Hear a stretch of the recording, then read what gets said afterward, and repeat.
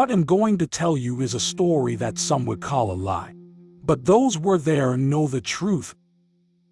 It started in the humble town of Wheaton, at the watering hole commonly referred to by locals as the Moose. On a dry summer evening, trouble was afoot, and that's where our legend first appears. A young woman ran panicked from the surrounding woods until she came upon the Moose's back door. She was battered and bruised, explaining that she had wrecked her car and was being chased by something in the woods. It was a quiet day at the Moose, and nobody wanted to venture into the dark, but the folks eagerly invited her in for shelter.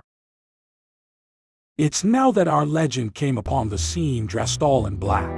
People had spoken of him in hushed tongues, as his name was known by many, but he had actually been seen by so few.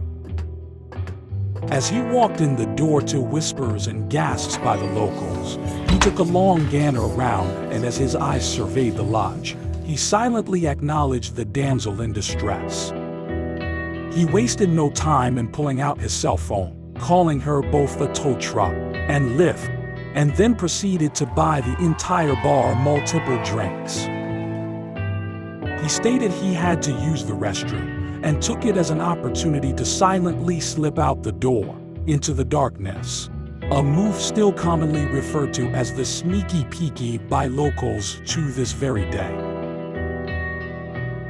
Nobody really knows who he was or where he went. Some people say they have seen him in the Carolinas.